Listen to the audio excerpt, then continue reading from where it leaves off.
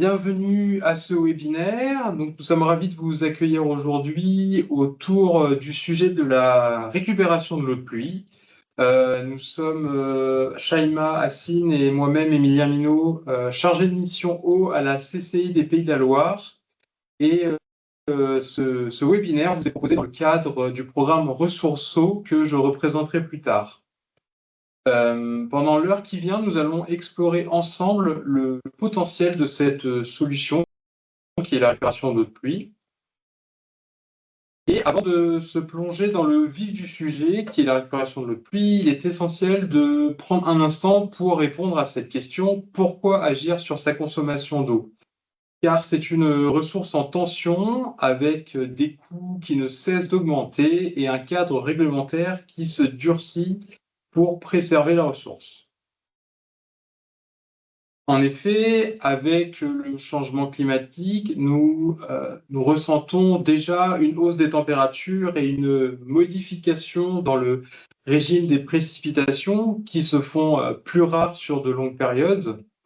Les conséquences sont alors directes: l'évapotranspiration des plantes qui va augmenter, le débit des rivières qui diminue et, plus inquiétant encore, le niveau des nappes phréatiques qui peinent à se recharger. À cela s'ajoutent des facteurs aggravants qui sont propres, par exemple, à la région des Pays de la Loire, avec une demande en eau croissante pour l'irrigation agricole, mais aussi une forte attractivité du territoire qui augmente donc la population et donc les besoins en eau, et ça se fait encore plus ressentir l'été avec le tourisme où l'eau devient rare. Finalement, on a une diminution globale de l'eau disponible au robinet pour tous les usages, y compris pour les entreprises. En résumé, la problématique pour une entreprise va se décliner sur 3 axes, avec une augmentation des coûts directs, les factures d'eau, l'énergie pour chauffer l'eau par exemple, et les coûts associés au traitement de l'eau. Il y a aussi tout ce qui est risque opérationnel. Une restriction de la consommation d'eau peut signifier un ralentissement, voire un arrêt de l'activité. Et la pression réglementaire et sociétale. Au-delà des lois, il y a aussi les clients, les investisseurs et les assureurs qui sont de plus en plus attentifs à votre performance environnementale. Et bien gérer l'eau, c'est aussi une question d'image et de confiance. Par exemple, quelque chose qu'on m'a dit récemment, c'est que pour un assureur, en fait, c'est bienvenu d'avoir un plan de gestion de l'eau en cas de crise. Et pour illustrer concrètement cet enjeu de sécurité d'approvisionnement, l'exemple de 2022 est particulièrement parlant. Par exemple, l'année 2022 a mis en lumière une grande vulnérabilité des entreprises au manque d'eau. Ça a été l'été le plus sec enregistré en France depuis 1961, avec un coût national estimé à plus de 5 milliards d'euros. Et au pic de la crise, il y avait jusqu'à 79 départements qui ont été placés au niveau crise par les arrêtés sécheresse.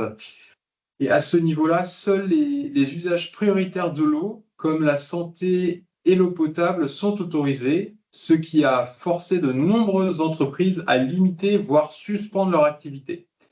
Donc cette crise a démontré l'urgence d'adopter une gestion de l'eau plus sobre et anticipée pour sécuriser l'activité économique. Donc face à ces enjeux, entrons maintenant dans le vif du sujet. Voici le programme d'aujourd'hui. Tout d'abord, nous aurons le plaisir d'accueillir Cédric Fontaine, dirigeant de Fontaine Ingénierie, qui est un expert du sujet. Il nous expliquera comment fonctionne la récupération de l'eau de pluie, quel est son potentiel pour une entreprise et quels sont les points de vigilance à avoir.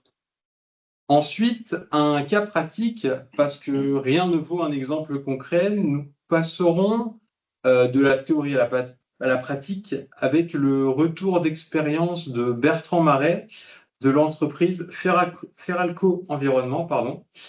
Il partagera avec nous le parcours de son entreprise, les premiers pas, les défis qu'ils ont rencontrés, mais aussi les aides qu'ils ont pu mobiliser et les bénéfices premiers qu'ils en retirent aujourd'hui. Puis, on passera ensuite à l'accompagnement.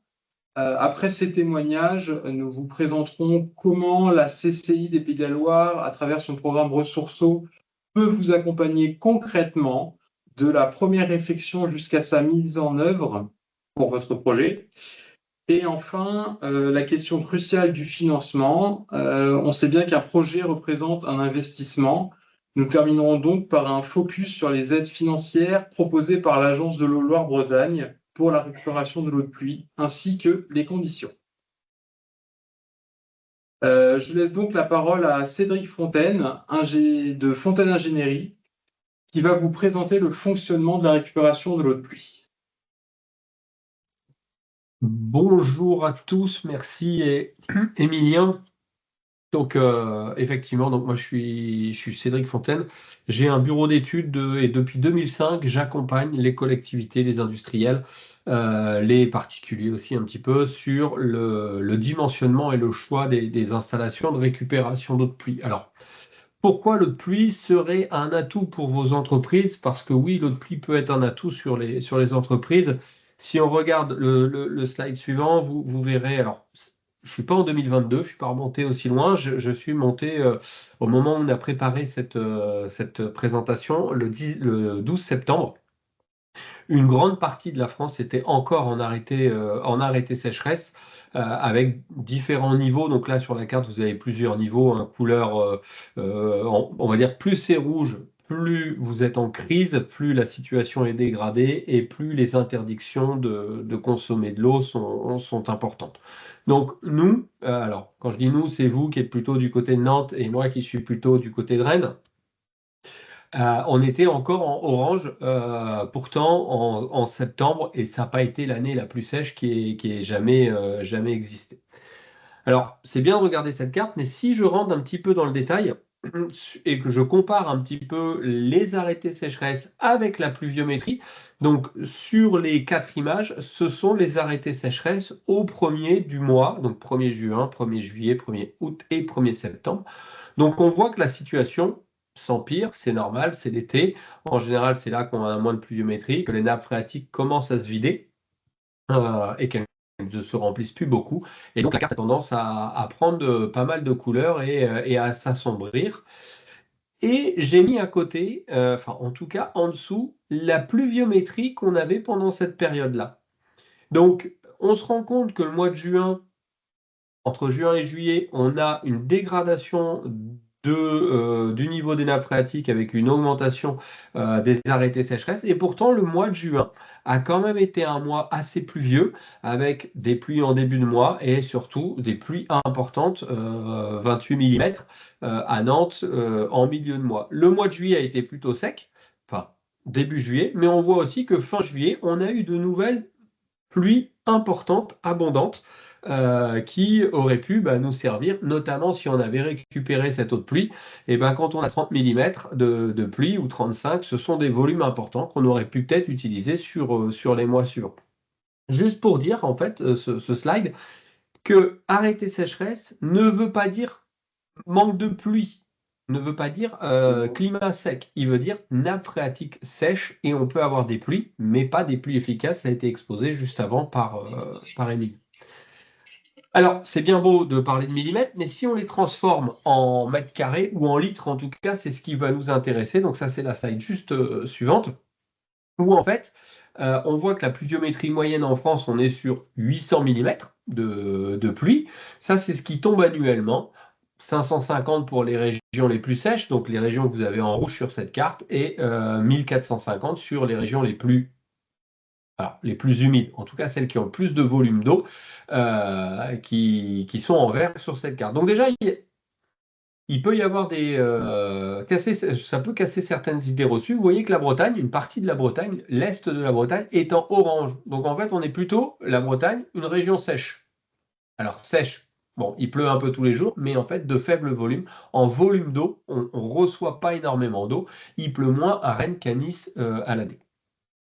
Alors, c'est bien de parler de millimètres, parce que c'est ce que nous dit Alain Gillot-Pétré à la météo, mais nous, ce qu'on veut, c'est des litres. Et en fait, il y a une règle qui est très simple, que les gens oublient souvent, c'est que pour transformer des millimètres en litres, on multiplie par la surface. Donc, s'il tombe 800 millimètres par an, 800 fois 1 mètre carré, sur 1 mètre carré, il tombe 800 litres. Ça veut dire que sur chaque mètre carré de toiture, il tombe l'équivalent de 200 chasses d'eau, de 16 lavages de véhicules à haute pression ou de 10 000 mètres carrés de sol lavé. Donc ça, c'est sur 1 mètre carré. Donc on imagine bien que des entreprises qui ont 5, 6, 10 000 mètres carrés, vous multipliez ça et ça nous fait des volumes qui sont très importants et qui peuvent être utilisés.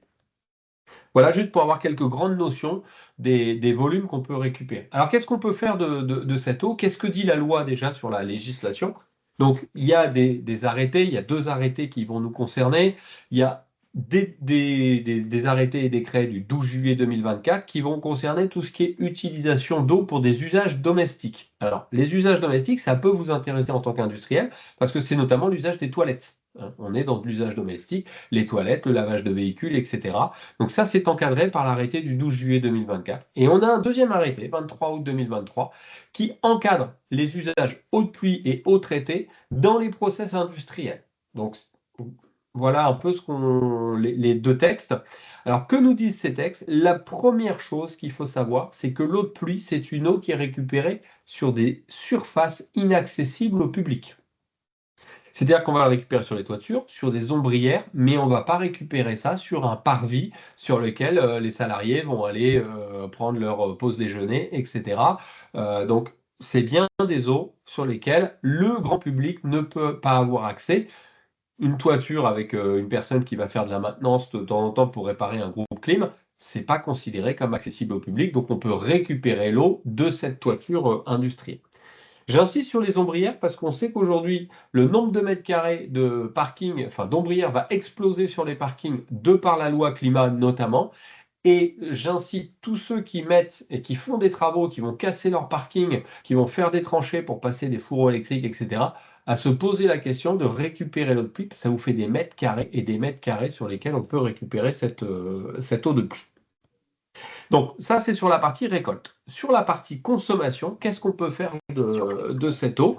Et bien globalement, tout ce qui est non alimentaire et tout ce qui est non corporel, donc tout ce qui va concerner l'hygiène corporelle, donc tout ce qui est douche, vous allez l'éviter. Tout ce qui est alimentaire, direct ou indirect, donc on ne va pas rentrer dans la cuisine, on ne va pas faire la cuisine avec, mais on ne va pas laver la vaisselle non plus avec de l'eau de pluie. Par contre, tout le reste, c'est possible. Les toilettes, l'arrosage, bien sûr, le lave-linge, le lavage de véhicules, mais aussi tous les process industriels qui ne nécessitent pas une qualité eau potable, du refroidissement, du nettoyage, etc. On a des éléments qui sont, enfin des sujets qui sont très importants. Alors c'est hyper important parce que vous avez plein de choses à faire. L'arrosage, ça peut être de créer un îlot de fraîcheur. Ça peut être aussi l'image de votre entreprise. Notamment, je pense aux paysagistes. Quand vous vendez un jardin paysager, si derrière toutes les plantes meurent, c'est compliqué de le vendre à votre client. Le lavage auto, ça peut être l'image de votre société. Vous avez des véhicules propres, etc. On a aussi, bien sûr, on peut nettoyer les panneaux solaires, ce qui permet d'augmenter les rendements, etc. Refroidissement des groupes froids, ça peut aussi éviter des pertes d'exploitation, etc., etc. Je ne vais pas prendre tous les exemples. Je vais juste vous montrer maintenant comment on fait une étude d'eau de pluie et surtout les erreurs à éviter. C'est un cas que j'ai fait. On est sur une école de voile à Quiberon, c'est l'école nationale de voile. Donc déjà, on va prendre la toiture. Là, j'ai 2520 mètres carrés de toiture et je vais prendre un coefficient de perte. Ça, c'est important. On ne récupère jamais toute l'eau parce que, un, les filtres qui vont permettre de traiter cette eau vont avoir un taux de perte. 2, sur les toitures, on peut avoir des taux de perte qui vont être variables selon la toiture. Sur du bac acier, on va perdre beaucoup moins que sur de la toiture végétalisée. Mais ça, c'est un élément important. On voit trop d'installations de récup d'eau de pluie sur des toitures végétalisées. Le client nous dit, je récupère rien. Oui, tout a été bu par les végétaux. Donc, première chose à faire, attention. Deuxième chose que je vous ai montré ici, alors je vous ai donné des hypothèses de consommation. C'est surtout de prendre en compte la saisonnalité. La grosse erreur que font les gens, souvent, c'est de raisonner à l'année. Je consomme 3000, je récupère 3000, c'est génial, mon installation va bien. Non, parce que si vous faites que de l'arrosage et que les 3000 m3, ils sont consommés sur juillet, août, alors que les 3000 m3, ils sont récolté sur toute l'année et que vous êtes à Nice et qu'il peut plutôt de septembre à mai, il y a un décalage entre la récolte et la consommation. Ça, c'est des éléments qu'il faut voir. Donc là, typiquement, sur le petit le petit tableau en bas à droite, vous allez voir que sur cette école de voile, on a des consommations qui sont très faibles en janvier-février, fortes de mars à juin. Juin, il ferme, il n'y a plus de consommation du tout. Et on retrouve des consommations en septembre, octobre, novembre. Donc il y a une variabilité qu'on va reprendre sur le tableau juste derrière. Donc l'idée, c'est quand on va faire cette étude de récupération d'eau de pluie, si on peut aller juste sur le graphe suivant, hop, merci, on va analyser mois par mois la récolte et la consommation pour savoir si on peut avoir une autonomie. Là, sur le dossier, vous voyez, j'ai un ratio récolte-consommation de 1,07. Donc, à l'année, il pleut plus que ce que je consomme. Donc, je pourrais être théoriquement autonome. Mais on voit que cette autonomie, elle est dure parce que les mois d'hiver, je suis surproducteur et les mois d'été, je suis plutôt sous-consommateur.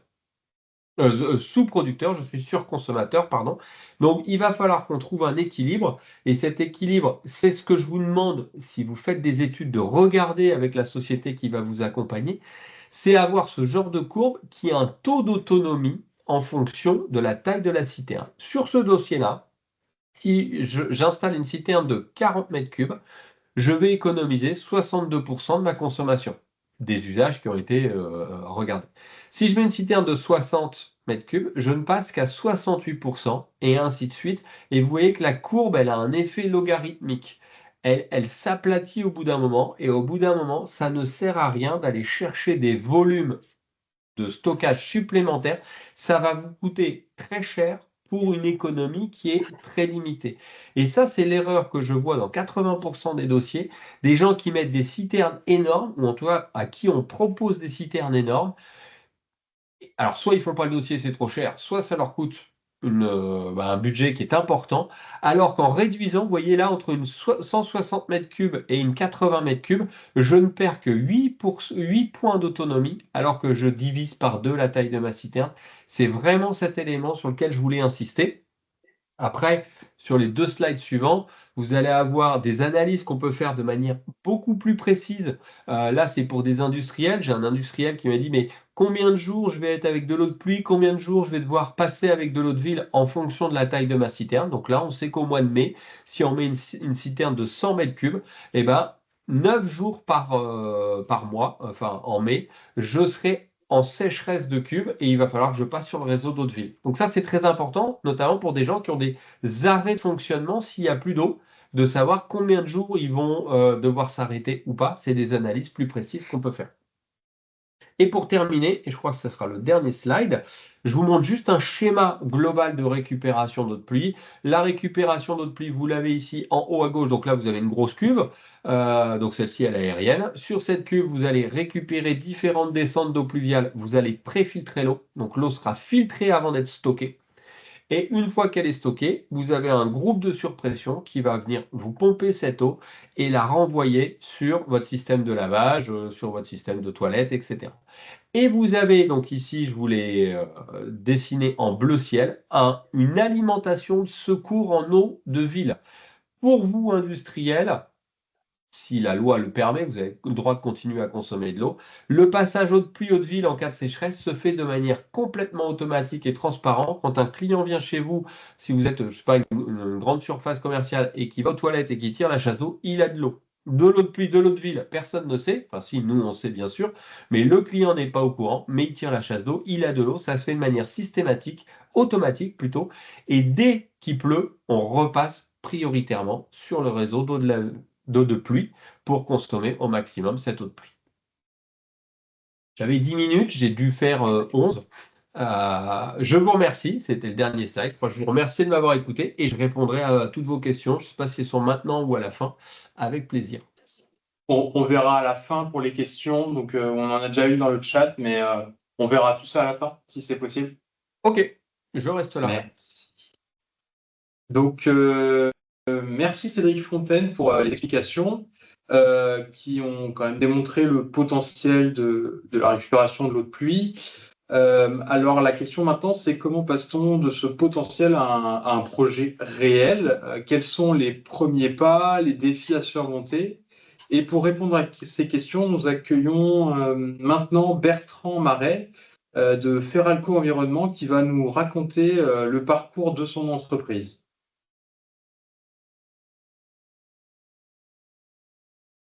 Ah, le micro est coupé. Oui. Bonjour à tous, effectivement Bertrand Marais, donc je dirige le site de production de Feralco Environnement qui est situé à Indre, en banlieue nantaise.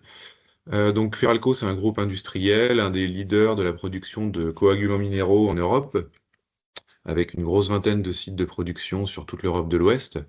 Les coagulants minéraux, ce sont des réactifs dont l'utilisation principale est le traitement de l'eau, alors tant en préparation d'eau potable qu'en épuration d'eau urbaine ou industrielle. Donc un peu, voilà, globalement, en Europe, il y a à peu près 150 millions de personnes qui boivent de l'eau fabriquée avec des produits qu'a fabriqué Feralco Environnement. Donc sur le site de Nantes, c'est la seule usine de production de coagulants pour l'ouest de la France. Donc de cette usine, on approvisionne les principales villes et municipalités, alors que ce soit des installations en affermage ou en gestion directe, hein, donc comme Nantes, Lorient, Brest, Rennes, Angers, voilà. On fabrique deux types de produits qui sont les deux grandes familles des coagulants, hein, à base d'aluminium et à base de fer, donc du sulfate d'aluminium et du sulfate de fer. C'est un procédé qui se fait par attaque acide, donc c'est un procédé industriel. On attaque un minerai naturel, donc d'aluminium ou de fer par de l'acide sulfurique, et on obtient une solution qui permet aux utilisateurs de traiter leur eau directement dans leurs installations sur des process en continu. Donc c'est un site qui est classé ICPE pour la protection de l'environnement, avec une capacité de production de 50 000 tonnes par an, ce qui correspond à peu près à une consommation annuelle de 17 à 18 000 mètres cubes de d'eau.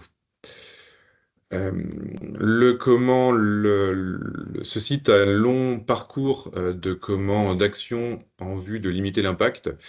Donc pêle-mêle aujourd'hui, on a déjà des systèmes qui permettent de collecter l'ensemble des eaux de process, hein, donc des laveurs de fumée, du lavage de nos installations. On intègre aussi des matières premières alternatives en modifiant et en adaptant nos process de fabrication. On réattaque successivement nos déchets de production pour les concentrer au maximum en vue de limiter les déchets finaux qui vont être générés par nos productions. Et donc, c'était assez logique d'avancer jusqu'à la récupération des eaux pluviales pour limiter effectivement nos approvisionnements. Donc aujourd'hui, en fait, hier plutôt, l'ensemble de nos apports d'eau étaient faits par le réseau public, donc de l'eau potable. C'est un projet qu'on a commencé en début d'année, donc voilà un peu les grands jalons. C'est un projet qu'on a mené sur 6 mois, hein, globalement. Donc en février, l'évaluation des volumes qu'on pouvait collecter sur l'ensemble de notre site. Ensuite, donc c'est une étude technique, hein, on a à peu près 10 500 mètres carrés de voirie sur le site, ce qui correspond à quand on met la pluviométrie, à environ 7 200 mètres cubes par an. On a ensuite travaillé en contrepartie sur comment on pouvait adapter notre production pour collecter et utiliser surtout ces effluents qui sont de l'eau pluviale. On a pu dimensionner une ligne de production qui permettrait théoriquement de réutiliser jusqu'à 30 mètres cubes d'eau par jour, d'eau pluviale. L'ensemble de ces éléments ont été combinés dans un dossier technique et on fait l'objet de plans de dimensionnement.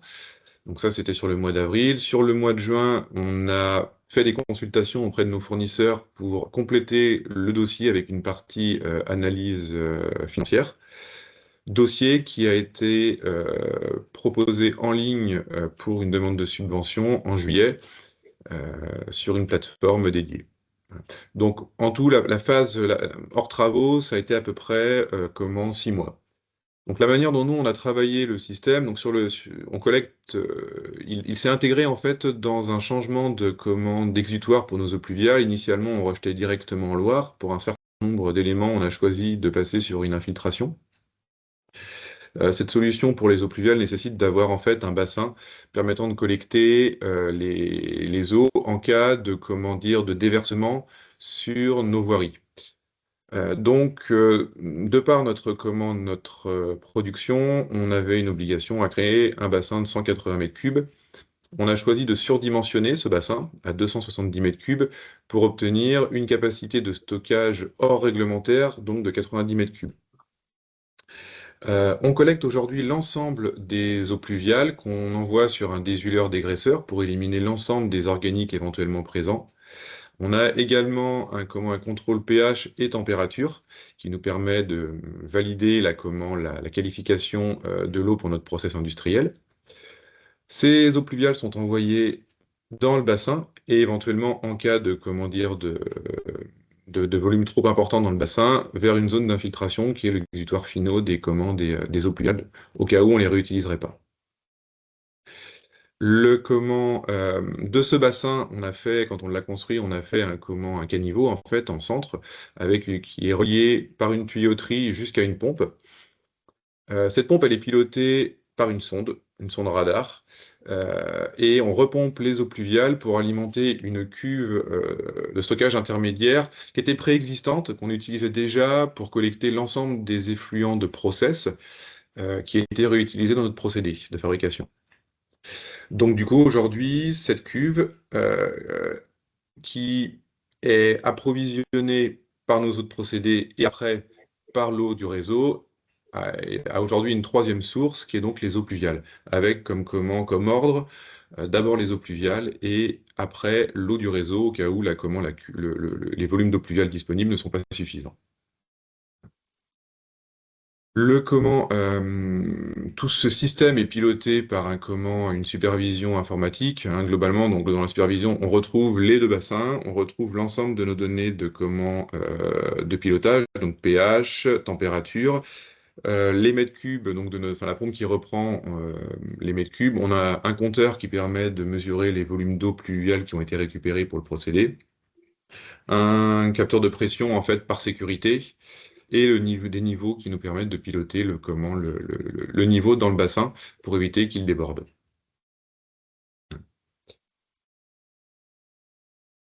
Un petit peu quelques données juste pour le dossier administratif, donc parce qu'on ne l'a pas fait tout seul, enfin pas complètement. Pour l'évaluation des volumes de précipitation et le dimensionnement du bassin, on a travaillé avec un tableur qui est fourni, alors comme on est à Nantes, c'est Nantes Métropole qui nous l'a fourni, mais j'imagine que l'ensemble des collectivités doivent avoir un équivalent.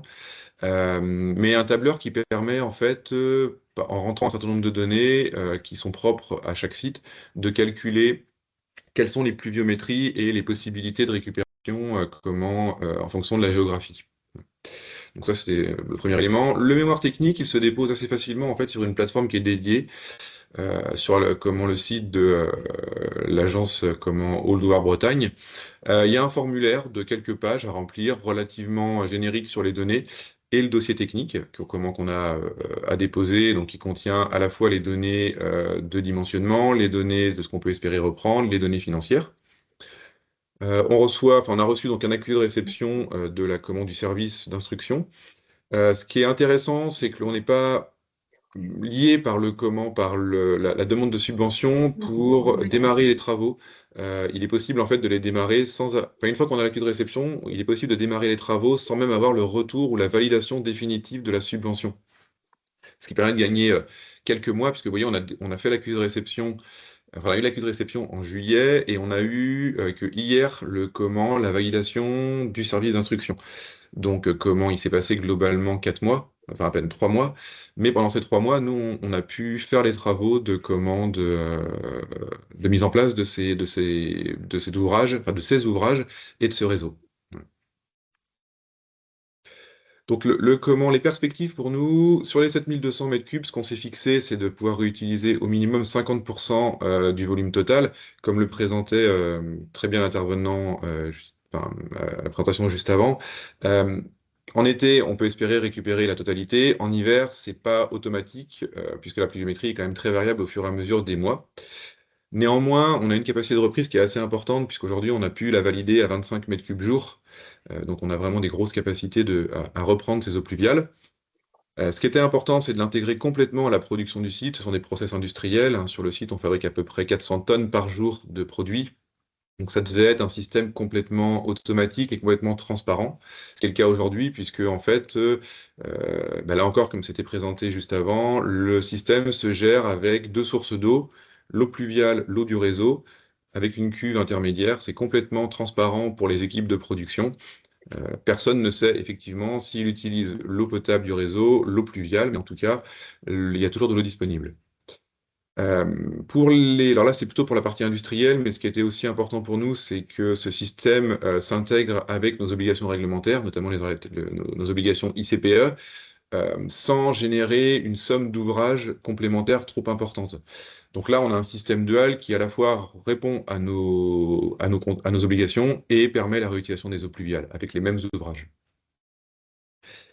Et le stockage d'eau, donc qui commande de 90 à 100 mètres cubes, donc permet de récupérer quasiment une semaine d'eau en pluviométrie comme en moyenne sur les fortes périodes.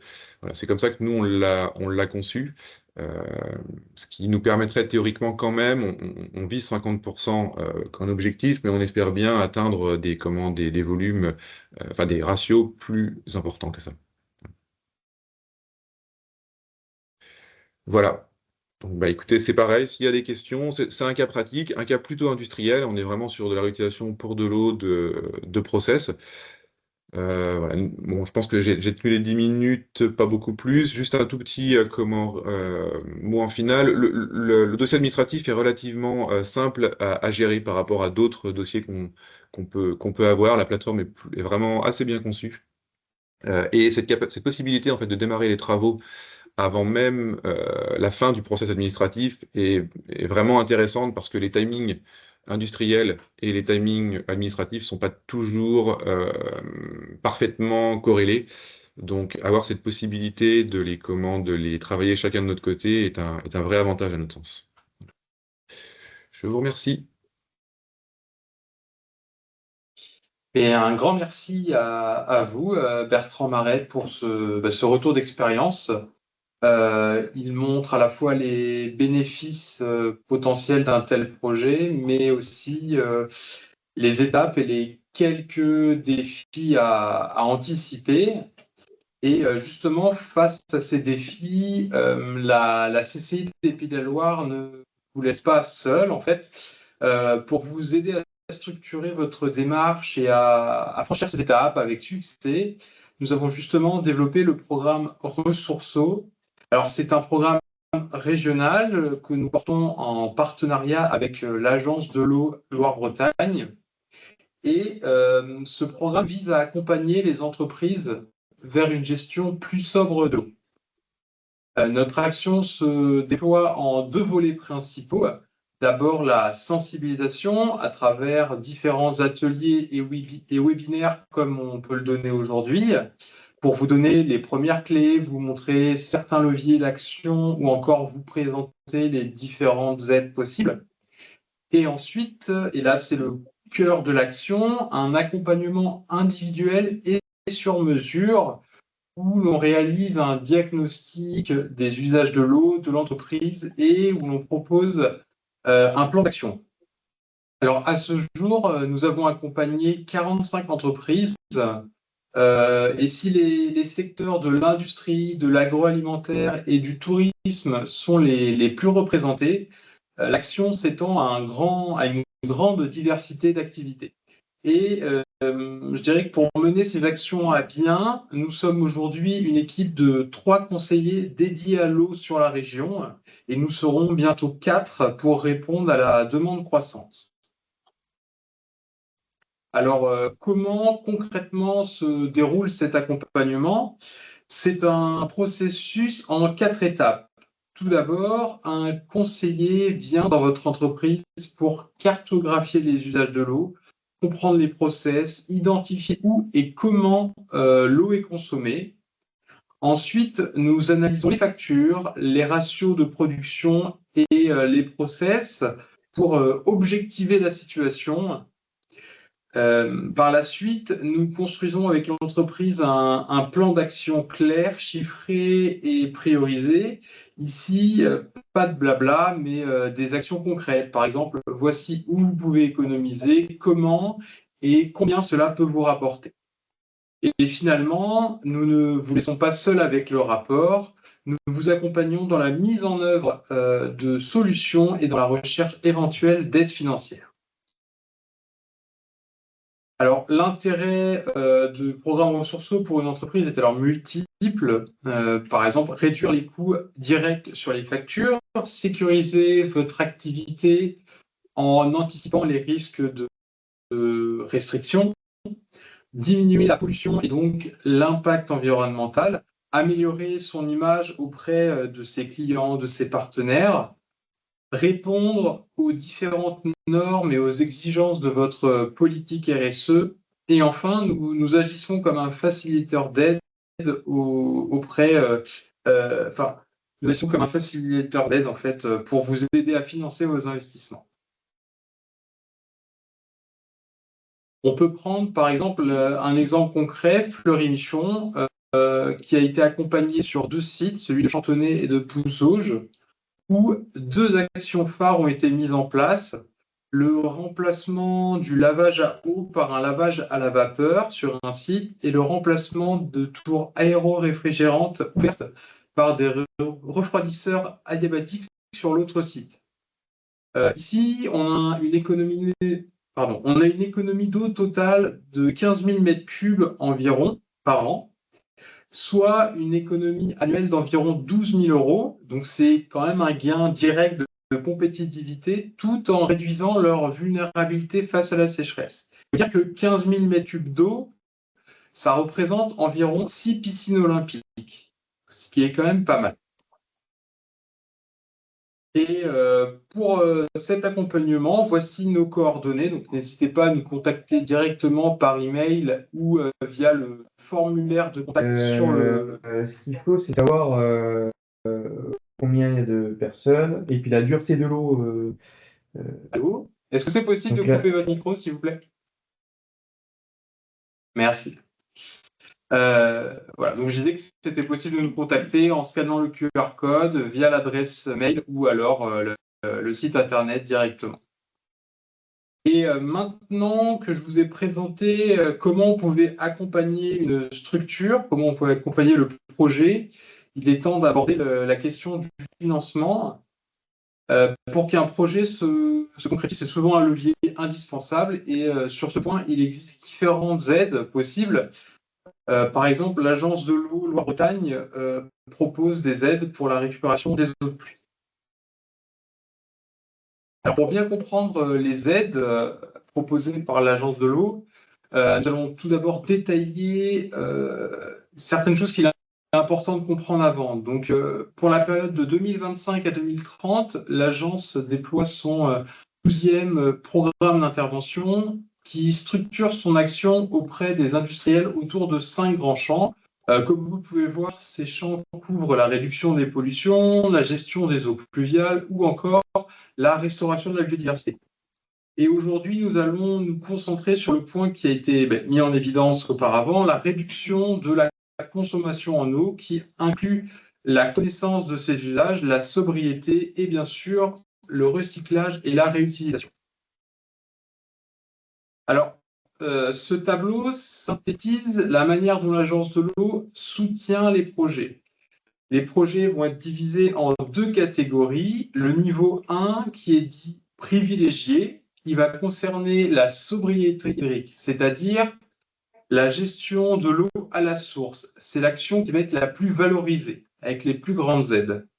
Et le niveau 2, qui nous intéresse plus particulièrement aujourd'hui, concerne les économies d'eau par recyclage ou par réutilisation.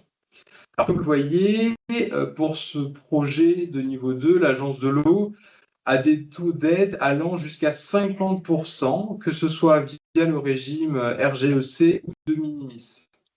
Cette aide est néanmoins plafonnée sur la base de 60 € par mètre cube d'eau économisé par an. Et pour que ce soit plus clair, prenons un exemple concret. Voici comment fonctionne en fait ce plafond en pratique. Imaginons un projet de récupération d'eau dont le coût total est de 200 000 €. On estime les économies d'eau attendues ici à 2 000 m3 par an. On calcule le plafond de l'aide en multipliant cette économie par 60, donc 2000 m3 fois 60 €. Cela nous donne un plafond de 120 000 €. On applique alors le taux de subvention au coût du projet avec un taux de 50%. L'aide théorique est donc de 100 000 €, c'est-à-dire la moitié des 200 000 € du projet. Comme l'aide calculée de 100 000 € est inférieure au plafond des 120 000 €, l'entreprise recevra bien les 100 000 € de subvention. Donc c'est un mécanisme simple pour obtenir cette aide. Voilà. Mais il y a aussi une autre condition technique qu'il faut absolument respecter. Pour que votre projet de récupération d'eau de pluie soit éligible, pour que votre projet de récupération d'eau de pluie soit éligible, il est impératif d'avoir au préalable assuré la déconnexion totale de l'entreprise au réseau d'eau public, au réseau d'eau pluviale public. En clair, ça veut dire que 100% de l'eau de pluie qui tombe sur votre site, y compris celle qui n'est pas récupérée par votre système, doit être infiltrée sur place. On ne peut pas demander une aide pour une cuve d'eau si le site continue à rejeter ses eaux de pluie dans les eaux.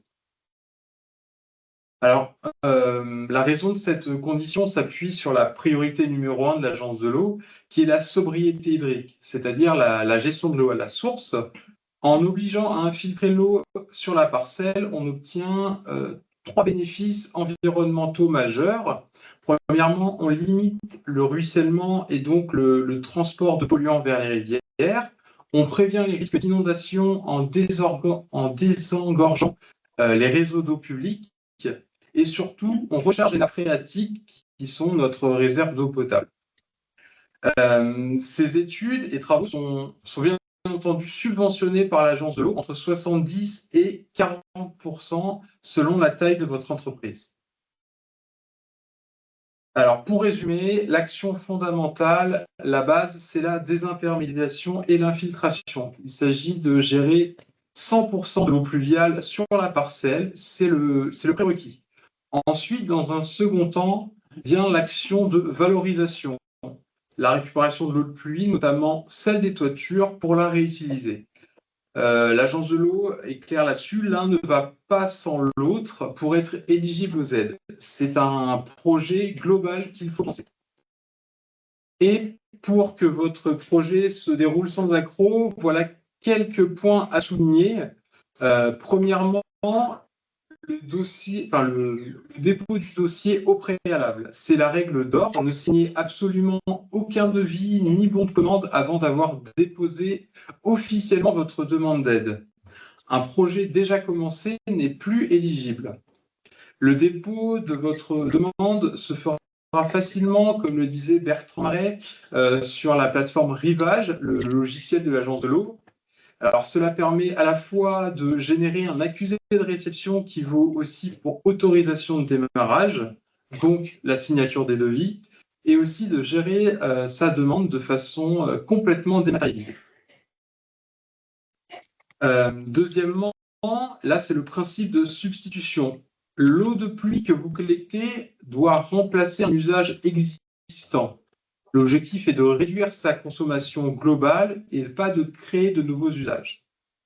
Troisièmement, sachez qu'il n'y a pas d'attente, il n'y a pas besoin d'attendre un appel à projet. Dès que votre dossier est prêt, vous pouvez le déposer. Les demandes sont instruites au fil de l'eau. Et enfin, il faut penser à l'anticipation. N'hésitez pas à contacter l'Agence de l'eau ou votre conseiller CCI qui vous mettra en relation le plus en amont possible pour présenter votre projet en avance, parce que c'est le meilleur moyen de valider son éligibilité et de recevoir aussi de précieux conseils, que ce soit financiers ou techniques, par l'Agence de l'eau. Et bien entendu, l'Agence de l'eau insiste pour dire qu'il faut privilégier les actions à la source, c'est-à-dire une meilleure sobriété hydrique, plutôt que des actions curatives telles que le recyclage. Cela peut concerner par exemple les process ou des équipements plus économes en eau. De plus, les aides pour les actions de sobriété sont bien plus importantes. Voilà, je vous remercie pour votre attention. Nous allons pouvoir maintenant prendre quelques minutes pour répondre aux questions.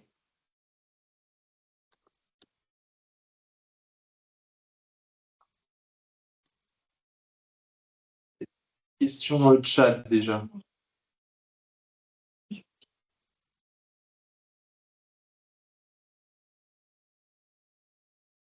Alors, j'ai une question de Alexis Lehir.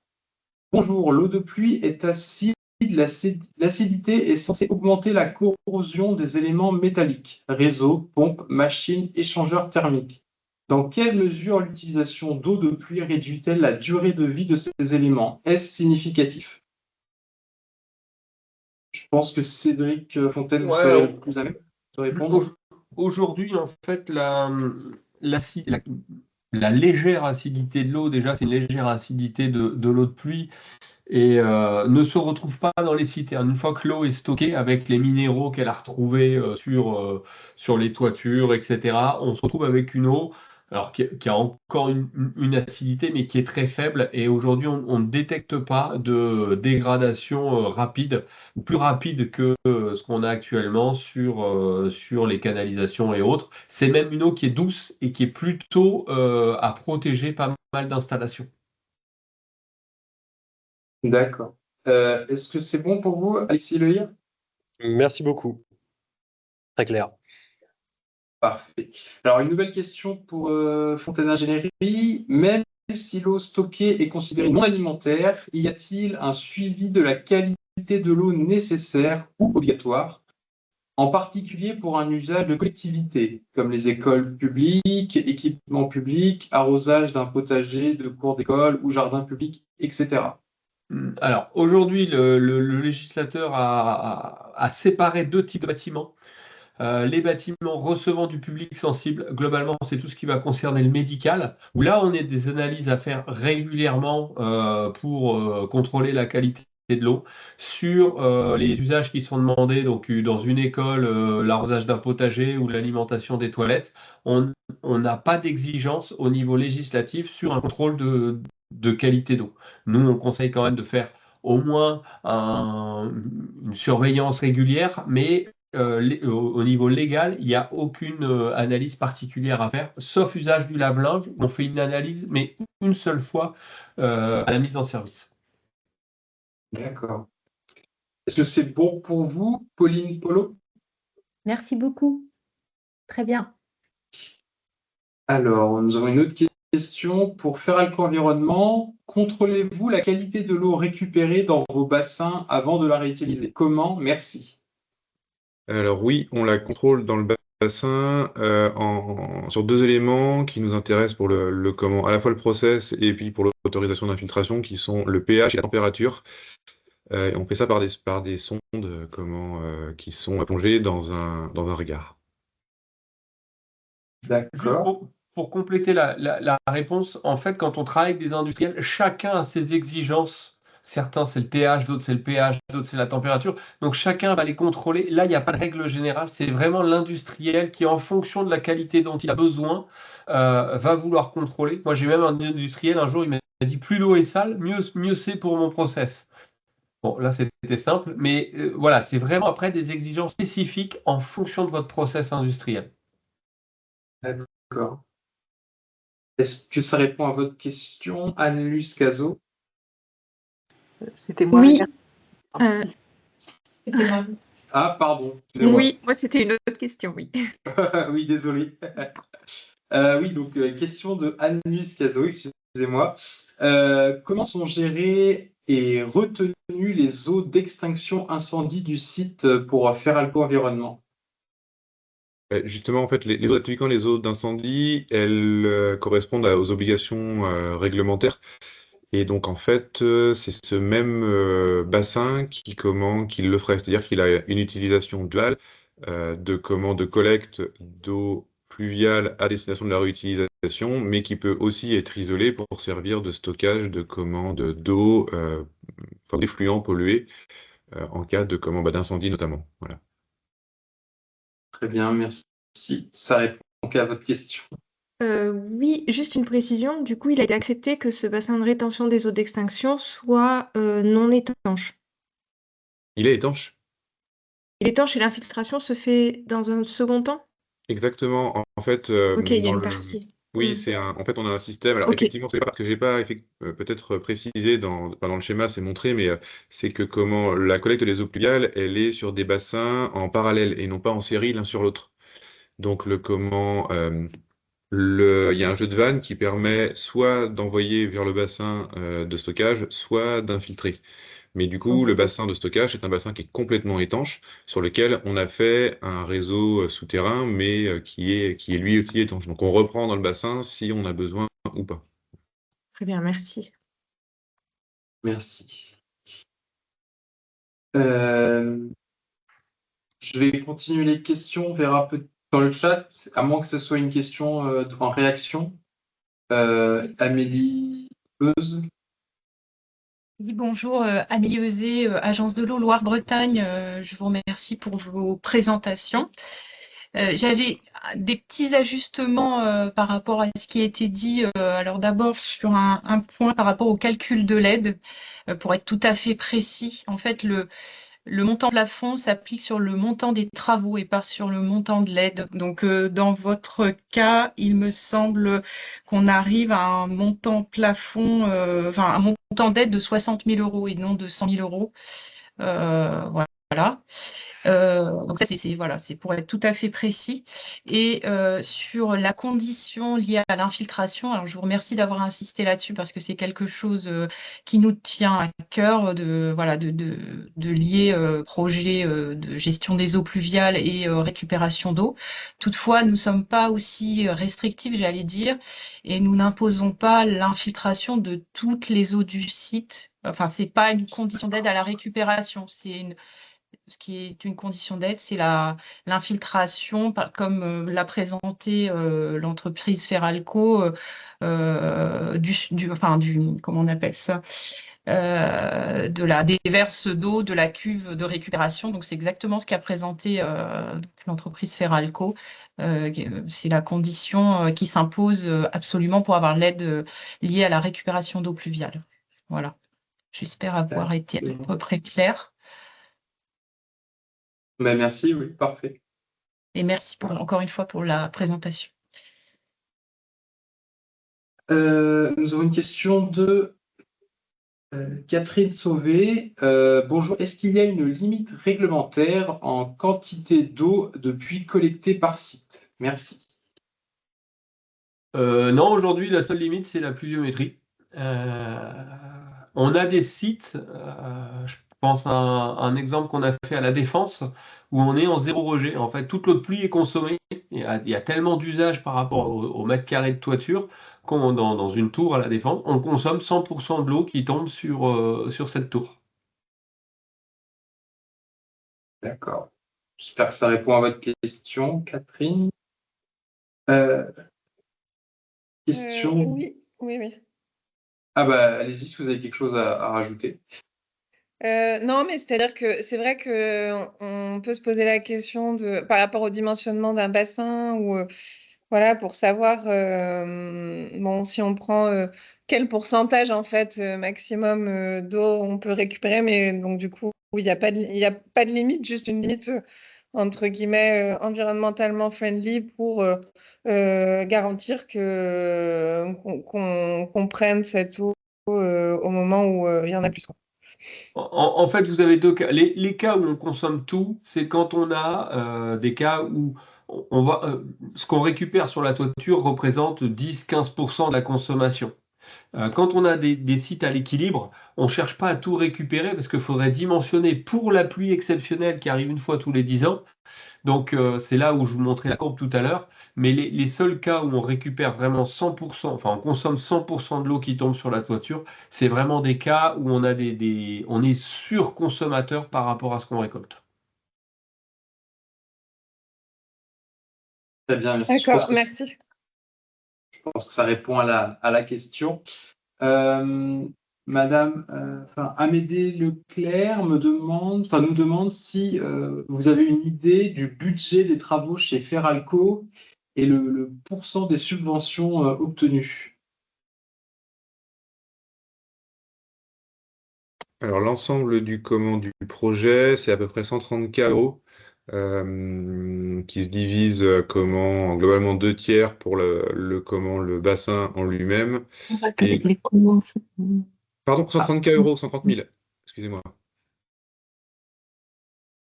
Non, 130 000 euros pour l'ensemble, à 2 tiers pour le bassin, 1 tiers pour la partie équipement. Et comme c'était présenté sur la prise en charge, ça représente 40% de la commande du montant des travaux. D'accord. Merci. J'espère que ça répond à votre question. On avait une question de Catherine Sauvé encore qui demandait si le programme se faisait également dans d'autres régions en France. Donc j'imagine que vous parlez du programme Ressourceau.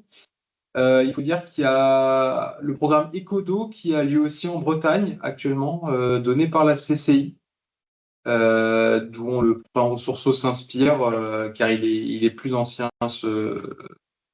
ce programme.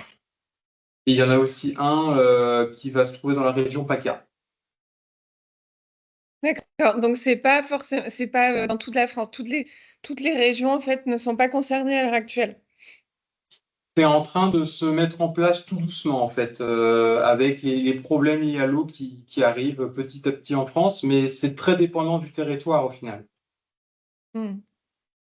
C'est quelque chose qui est piloté par CCI France et qui devrait arriver au fur et à mesure dans chacune des régions en France. Ok. Merci. Alors, on a un long texte de Ekui Yaovi, pardon, qui nous dit que nous avons constaté il y a quelque temps la mobilisation du mouvement Les Soulèvements de la Terre concernant la mise en place de dispositifs de récupération et de stockage de l'eau. Quelques points méritent d'être précisés ou approfondis. Alors, il y a plusieurs questions. Qu'est-ce qui empêche concrètement ces associations d'intervenir ou de bloquer ce type de chantier? Alors, je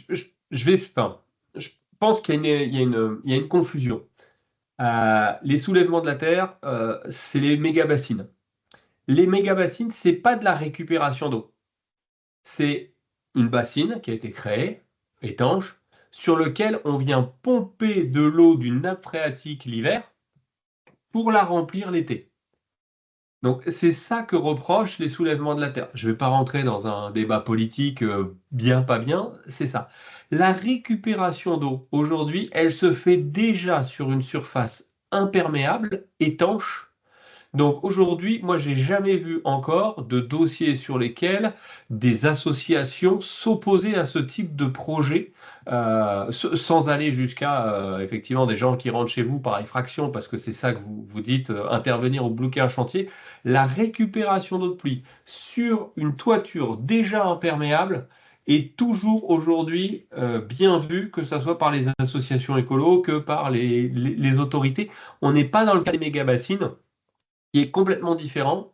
On remplit des bassines avec les nappes phréatiques. Très bien. Ensuite, il y a des questions. Quelle loi ou réglementation encadre ce type de projet?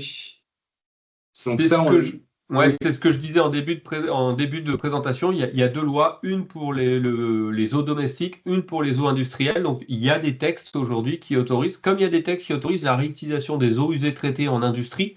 Il y a un nouveau texte qui est paru encore il y a 2 jours. Donc là-dessus, il y a tout un encadrement législatif qui existe aujourd'hui. D'accord, oui. La personne demande aussi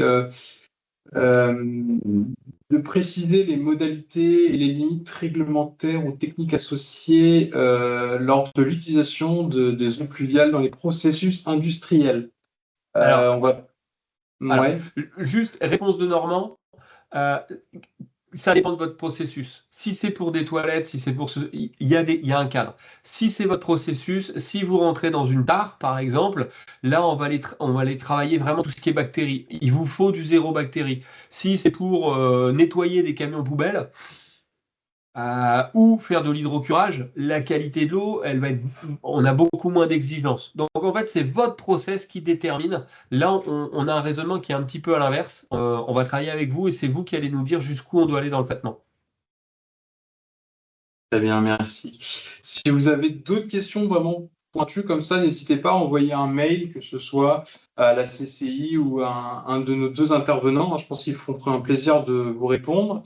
Et pour la question sur la liste des prestataires et du bureau d'études, vous pouvez nous contacter directement au programme Ressourceau, l'adresse mail ressourceau@paysdaloire.cci.fr et on essaiera de vous répondre. On a une liste de fournisseurs, etc., qu'on pourra vous faire passer.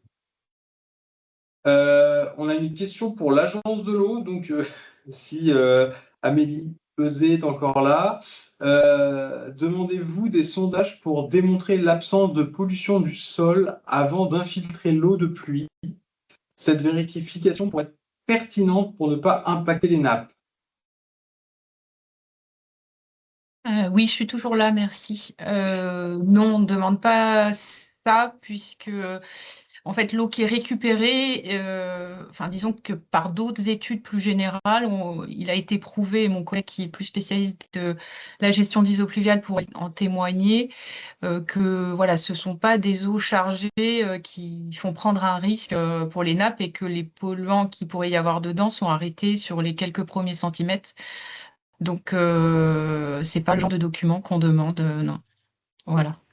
Ouais, en fait, bonjour, merci. Je posais la question, c'est plus quand on a des pollutions dans le sol, c'est-à-dire effectivement la pluie va lessiver en surface, mais on a aussi des sites et sols pollués pas mal en France. Et là, pour le coup, la pollution peut se trouver déjà en profondeur et être emmenée par la pluie qui va s'infiltrer du coup. Alors, du coup, je peux répondre à cette question puisque c'est notre cas. Effectivement, oui, dans le cas où on a sur des sites industriels qui ont des historiques où on peut avoir ce type de de risque, les zones d'infiltration, elles doivent être prouvées comme étant safe. Enfin, non polluées, avec aucun risque de migration des polluants en cas d'infiltration des eaux dans cette zone-là. Donc là, oui. Mais ce sera un dossier qui est... là, pour le coup, c'est un peu différent, parce que le dossier de l'infiltration, il est pas immédiatement lié au dossier de subvention pour les eaux pluviales. En général, les sols pollués, on est plutôt sur des sols industriels. Et là, pour le coup, en fait, c'est un parcours administratif complètement indépendant qui se fait d'ailleurs plutôt avec la préfecture. C'est déporté à connaissance, pour le coup, des autorisations préfectorales de rejet. Voilà. Mais oui, il y en a. Okay. Merci. Merci. J'ai une autre question de Alexis Le Hir. Si nous devons réaliser une étude pour dimensionner le projet, à quel moment doit-on déposer le dossier? Alors, en théorie, il n'y a pas de moment particulier. L'agence de l'eau accepte toute l'année des dossiers. Il n'y a pas de problème là-dessus. Après, peut-être pour les études, il y aura peut-être des périodes de l'année où c'est mieux. Non, vous pouvez déposer au fil de l'eau. Voilà, il y a les études, c'est des montants, on va dire, plutôt petits. Donc, c'est des aides qui sont instruites régulièrement et des décisions d'aide qui sont prises régulièrement par notre directeur général. Les travaux peuvent relever de commissions qui ont lieu tous les 3 mois, mais quoi qu'il en soit, déposés au fil de l'eau et surtout le plus tôt possible, bien en amont, ça a été dit dans la présentation, avant de signer tout devis, voilà, déposez-nous une demande pour que vous puissiez être couvert et que vous puissiez bénéficier de l'aide, même si c'est ultérieurement comme ce sera le cas pour Feralco. D'accord, merci. On me demande aussi quel montant indiquer s'il est inconnu tant que l'étude n'est pas terminée. Je reprécise peut-être, je me permets de repréciser la question, peut-être, c'est si on a 2 demandes séparées à faire, il n'y a pas de problème, du coup j'ai compris, on fait une demande pour l'étude, potentiellement on a une aide pour l'étude, et si ça n'aboutit pas, il n'y a pas de travaux. Mais comme de l'autre côté, Rhône-Méditerranée-Corse, il faut tout déposer d'un coup, je me demandais comment ça fonctionnait côté Loire-Bretagne, est-ce que on peut commencer une étude et après, est-ce qu'il faut faire est-ce qu'il faut faire toute la demande groupée, quoi? Parce qu'on peut pas faire Non, une demande nous, c'est plutôt en 2 de temps. travaux. C'est en 2 temps chez nous. D'accord. Et d'ailleurs, sur les études, voilà, il se peut que vous ayez le droit à des aides un peu plus avantageuses. Donc, faites-le en 2 temps. Et du coup, vous avez un montant à nous présenter. Et c'est bien sur le montant que vous nous présentez au départ que l'aide est calculée. Si la dépense est supérieure, on s'en tient au montant présenté. Si elle est inférieure, le montant d'aide est réajusté. Voilà. Et vous engagez Ok. les travaux derrière indépendamment. Merci beaucoup. D'accord, merci. J'ai une question de Landine Clarin. Est-ce qu'une toiture en fibrociment pose problème pour la récupération d'eau et donc son utilisation? Elle pose pas problème, elle est juste interdite. C'est interdit de récupérer de l'eau sur une toiture qui contient de l'amiante. Voilà. Donc, s'il y a amiante, il n'y a pas de récup d'eau de pluie. Pareil pour le plomb. Donc, récup d'eau de pluie sur Notre-Dame, c'est pas possible. Très bien. Et il y avait une question aussi de Bertrand Hibert qui demande si les aides de l'Agence de l'eau, j'imagine, sont disponibles seulement si on passe par la CCI. Mais non, pas du tout. Hein. Le dossier n'est pas forcément lié à la CCI. Nous, on est là pour aider, faire un lien avec l'Agence de l'eau. Mais ce n'est pas obligatoire de passer par le programme Ressources Eau pour y avoir accès. Et voilà. Est-ce qu'il y a d'autres questions dans la salle, dans le webinaire que vous voudriez poser à nos interlocuteurs pendant qu'ils sont encore là? Sinon, n'hésitez pas à poser les questions par email. Il n'y aura pas de problème pour répondre.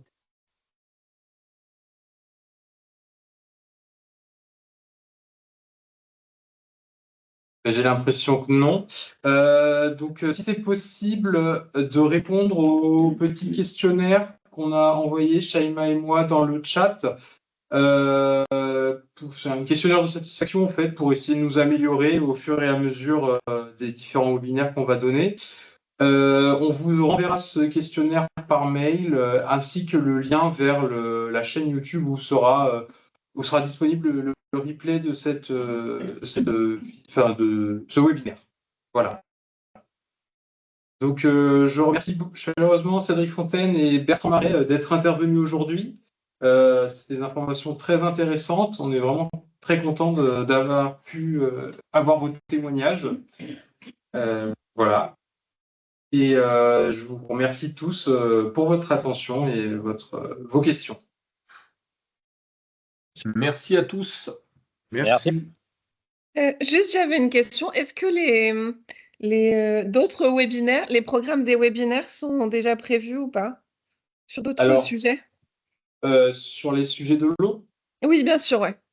Alors, les prochains auront lieu en 2026 et ne sont pas encore disponibles. Okay. Par contre, il y a les replays de 2024 et 2025 qui sont disponibles sur la même chaîne qu'on va vous transmettre lorsqu'on va vous donner le replay de celui-là. Okay. Je ne sais pas si c'est clair ce que j'ai dit, mais... Oui, si j'ai compris. Merci. Merci beaucoup. Merci. Au revoir. Au revoir. Au revoir. Merci à tous. Au revoir. Au revoir. Bonne fin de journée. Merci. Merci pour la présentation. Au revoir. Merci, au revoir. Au revoir. Il y avait